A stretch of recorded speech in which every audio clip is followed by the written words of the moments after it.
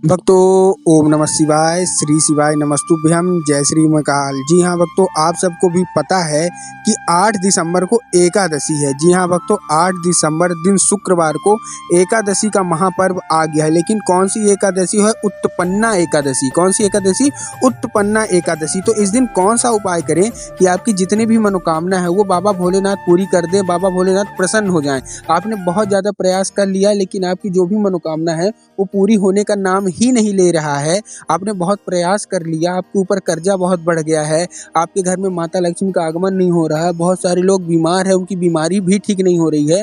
तो ये आज का उपाय आपके लिए ही है। 8 दिसंबर दिन शुक्रवार को उत्पन्ना एकादशी, जो कि एकादशी में सर्वश्रेष्ठ मानी जाती है। पूज्य गुरुदेव कहते हैं कि जो कोई भी व्यक्ति, चाहे वो पुरुष हो चाहे महिला, ये उपाय कर लेते हैं तो उनको हजारों एकादशी का लाभ केवल इसी एकादशी में प्राप्त हो जाता है। तो कैसे क्या करना है मैं आपको पूरा समझाऊंगा। उपाय पूरा सुनिएगा, वीडियो अच्छे से देखिएगा। पूज्य गुरुदेव की ही कथा सुन के और बहुत अच्छे समझ के आपको उपाय का बताने का प्रयास कर रहा हूं, तो उपाय अच्छे से करिएगा। चलिए हम बताते हैं कि उपाय कौन सा है। लेकिन उससे पहले चैनल पर पहली बार आए हैं, आवाज मेरी पहली बार सुन रहे हैं, तो वीडियो को लाइक करके चैनल को कर लें सब्सक्राइब, ताकि पूजनीय पंडित प्रदीप जी मिश्रा के रोज नए नए उपाय जो कि मैं उनकी कथा से श्रवण करता हूँ सबसे पहले आपको प्राप्त करा सकूँ। तो देखिए, सबसे पहला जो हमारा उपाय है वो आपको 3 बार एक नाम लेना है। उसके बाद मैं गंगा जल का उपाय बताने वाला हूँ, उसके बाद कच्चे दूध का भी उपाय बताने वाला हूँ। तो तीनों उपाय आप ध्यान से सुनिएगा।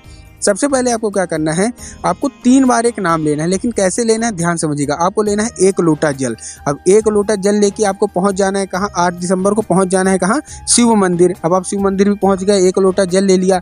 1 लोटा जल लेने में ध्यान रखिएगा कि एक लोटा जो जल है वो आपके घर का ही जल होना चाहिए। बहुत सारे लोग क्या करते हैं कि जाके मंदिर से ही जल ले लेते हैं, सोचते हैं कोई फर्क नहीं पड़ता। जी नहीं दोस्तों, पूज्य गुरुदेव हमेशा कहते हैं कि जो आप जल लें वो अपने घर का ही होना चाहिए, मंदिर का जल नहीं होना चाहिए। तो आप कोशिश ये करिए कि आप अपने घर का ही जल लेके जाएं। एक तांबे के लोटे में लेके जाना है, स्टील के लोटे में मत लेके जाइएगा।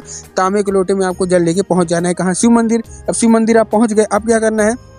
अब आपको क्या करना है, 1 लोटा जल तो आपने ले लिया। अब आप पहुंच गए शिव मंदिर। आप उत्तर दिशा में खड़े हो जाइए। उत्तर दिशा में खड़े होके आपको स्लो मोशन में, बिल्कुल स्लो मोशन में आपको धीरे धीरे धीरे करके शिवलिंग पे जल अर्पित करना है। 3 बार नाम लेना है। कौन सा? स्वधा। जी हाँ भक्तों, स्वधा स्वधा स्वधा, ऐसे 3 बार नाम लेके आपको जो जल है वो धीरे धीरे धीरे धीरे करके शिवलिंग पे अर्पित करना है। नाम मैं फिर से बता रहा हूँ, कैसे फिर बताऊँ। 3 बार आपको नाम लेना है। कौन सा नाम? स्वधा। तो आपको कैसे करना है, जैसे आप जल अर्पित करेंगे शिवलिंग पे तो आपको स्वधा स्वधा स्वधा ऐसे 3 बार आपको बोलना है। कहाँ? जब आप जल अर्पित करेंगे। पूज्य गुरुदेव कहते हैं कि जो कोई भी व्यक्ति स्वधा 3 बार नाम लेके शिवलिंग पे जल अर्पित करता है और अपनी मनोकामना वहाँ खड़े खड़े मांगता है, आपको अपनी मनोकामना भी वहाँ खड़े खड़े मांग लेनी है, तो उसकी जो मनोकामना है मात्र 1 से 1.5 महीने के अंदर ही पूरी हो जाती है। महादेव उसके ऊपर कृपा अवश्य रूप से कर देते हैं। तो आप ये उपाय जरूर कर लीजिएगा। जो दूसरा उपाय है बहुत बड़ा उपाय है। अभी उनकी लेटेस्ट में जो कथा हुई थी भिंड मध्य प्रदेश में, वहाँ से निकल के आया है, जो कि उन्होंने 8 दिसंबर के लिए उपाय बताया है, जो कि एकादशी उत्पन्ना एकादशी। देखिए आपको करना क्या है, आपको लेना है 1 लोटा जल। और 1 लोटा जल में फिर से बता रहा हूँ, आपको ध्यान रखना कि जो 1 लोटा जल है वो आपके घर का ही होना चाहिए और तांबे के लोटे में आपको जल लेना है। ठीक, उसमें आपको मिला लेना है 3 बूंद गंगा जल। काहे कि गंगा जल मिला लेना है 3 बूंद। ठीक ना? क्या मिलाना है फिर से बता रहा हूँ, गंगा जल 1 लोटे जल में। अब आपने गंगा जल मिला लिया 3 बूंद। उसके बाद आपको क्या करना है, 5 बेलपत्र। बेलपत्र आपको ध्यान रखना कि बेलपत्र कहीं से कटा फटा नहीं होना चाहिए, मुरझाया हुआ नहीं होना चाहिए, अच्छा होना चाहिए, बिल्कुल हरा होना चाहिए। ठीक ना? अब आपने ले लिया। खंडित चीजें महादेव को नहीं चढ़ती, इस चीज का आपको ध्यान रखना है। तो आपने बेलपत्र ले लिया और उसी लोटे में डाल लिया। क्या क्या हो गया? आप लोटे में 1 लोटा जल हो गया, आपको 3 बूंद गंगा जल हो गया और 5 हो गई आपकी बेलपत्र। अब लेके आप पहुंच गए कहाँ? शिव मंदिर।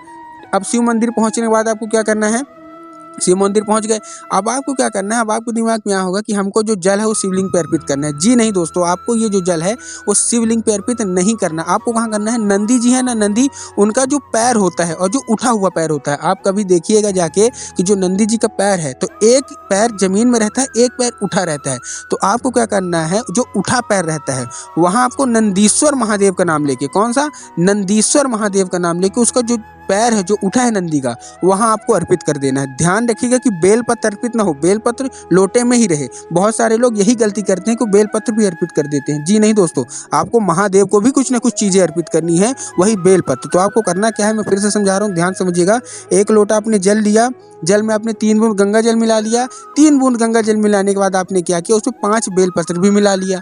5 बेलपत्र मिलाने के बाद आप पहुंच गए कहाँ, शिव मंदिर। अब शिव मंदिर में सबसे पहले आपको क्या करना है, प्रणाम करना है, अच्छे से पूजा पाठ आप कर लीजिएगा। लेकिन जो जल है, तो सबसे पहले जो नंदी का उठा हुआ पैर है, वहाँ आपको क्या करना है, वो जल अर्पित कर देना है नंदीश्वर महादेव का नाम लेके। उसके बाद जो बेलपत्र बच रहा है, तो उसको क्या करना है, महादेव को अर्पित कर देना है। 5 की 5 बेलपत्र शिवलिंग पे पूरा अर्पित कर दीजिए और खड़े खड़े अपनी जो भी मनोकामना है, क्या अपनी जो भी मनोकामना है वो मांग लीजिए। पूज्य गुरुदेव कहते हैं कि मात्र इतना ही अगर आपने कर लिया तो महादेव आपकी झोली 1 से 1.5 महीने के अंदर भर देंगे। जो भी आपकी मनोकामना है वो आप पूरी हो जाएगी। लेकिन ये देखिए, बहुत ही सुंदर दिवस आप पढ़ रहा है, बहुत आप भाग्यशाली हैं कि जो आपको ऐसा दिन देखने को मिल रहा। उत्पन्ना एकादशी 8 दिसंबर, मतलब 2 दिन बाद ही उत्पन्ना एकादशी का ये शुभ पर्व आ गया है। तो ये उपाय आपको जरूर से जरूर करना है। जो हमारा तीसरा उपाय है वो कर्जे से रिलेटेड है। बहुत सारे लोगों के जीवन में ये दुख है कि उनका जो कर्जा है वो समाप्त होने का नाम ही नहीं ले रहा। बहुत सारा तंगी चल रही है, माता लक्ष्मी की कृपा हो ही नहीं रही है, दरिद्रता उनके घर में घुस के बैठ चुकी है, घर में लड़ाई झगड़ा भी होता है, पैसे की तंगी बहुत चल रही है, कर्जा बहुत बढ़ गया है, चुकाया चुकी नहीं रहा। पैसा आता तो है लेकिन टिकता नहीं है, पैसा कमाने का जरिया भी खत्म होता जा रहा है। तो ऐसे में कौन सा उपाय करें, तो देखिए कच्चे दूध का मैं आपको उपाय बताने वाला हूँ, जो बिल्कुल लेटेस्ट उपाय मैं आपको बता रहा हूँ। कच्चे दूध से करना क्या है, आपको ध्यान से समझिएगा। आपको लेना है कच्चा दूध, वो भी गाय का। ध्यान रखिएगा कि गाय का ही कच्चा दूध हो। बहुत सारे लोग गलती क्या करते हैं कि वो भैंस का ले लेते हैं, बकरी का ले लेते हैं। लेकिन पूज्य गुरुदेव ने हमेशा बताया है एक चीज़ कि आपको जो दूध लेना है वो गाय का ही दूध लेना है। ये बहुत पुराना उपाय मैं बता रहा हूँ। देखिए ये क्या है, ये बहुत लोगों ने किया, बहुतों को फल भी मिला। अगर आप उनकी कथा सुनते होंगे, क्योंकि मैं उनकी जब कथा पूरी सुनता हूँ उससे जो नए नए उपाय निकल के आते हैं सबसे पहले आपको प्राप्त करा सकता हूँ। इसीलिए आपको बोलता हूँ कि चैनल को लाइक करके, वीडियो को भी लाइक करके चैनल को कर लें सब्सक्राइब, ताकि पूजनीय पंडित प्रदीप जी मिश्र रोज नए नए उपाय जो कि उनकी कथा से निकलते हैं सबसे पहले आपको प्राप्त करा सकूं। बहुत सारे लोगों को जो पत्र आते हैं उन्होंने कहा कि जो हमारा कर्जा था महादेव ने मात्र ये उपाय करने से ही चला गया। तो चलिए मैं बताता हूँ कि उपाय कौन सा है, अच्छे से करिएगा, अच्छे समझ के।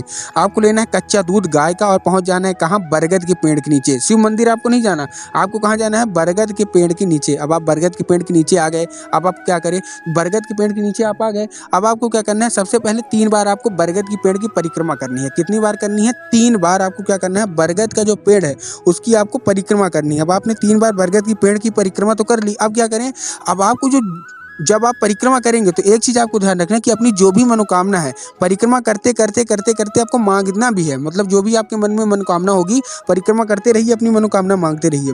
फिर आपकी जब 3 बार परिक्रमा खत्म हो जाए तो आपको जो आपने कच्चा दूध लिया वो बरगद के पेड़ में अर्पित करना है, जो जड़ है उसकी वहाँ अर्पित करना है। कौन सा नाम लेके, बटकेश्वर महादेव का नाम लेके। जी हाँ भक्तों, पूज्य गुरुदेव कहते हैं कि महादेव का एक सुंदर सा नाम है बटकेश्वर महादेव, जो कि बट के देवता माने जाते हैं, जो बट वृक्ष में ही वास करते हैं। तो आपको बटकेश्वर महादेव का नाम लेके वो जो आपने दूध लिया है कच्चा आपको अर्पित कर देना है और अपनी जो भी मनोकामना है वो चुपचाप वहीं मांग लेनी है और चुपचाप अपने घर चले आइएगा। पूज्य गुरुदेव कहते हैं मात्र इतना ही करने से 2.5 से 3 महीने में जितना भी कर्जा है व्यक्ति का वो उतर जाता है। तो देखिए उत्पन्ना एकादशी बहुत अच्छा दिन पड़ रहा है, ये कभी भी कर सकते हैं। एकादशी अगर मतलब बहुत ही बड़ी एकादशी पड़ रही तो ये उपाय आप जरूर कर लें। वीडियो अच्छी लगी हो तो वीडियो को लाइक करके चैनल को सब्सक्राइब कर ले और कमेंट बॉक्स में हर हर महादेव अवश्य रूप से लिख दें।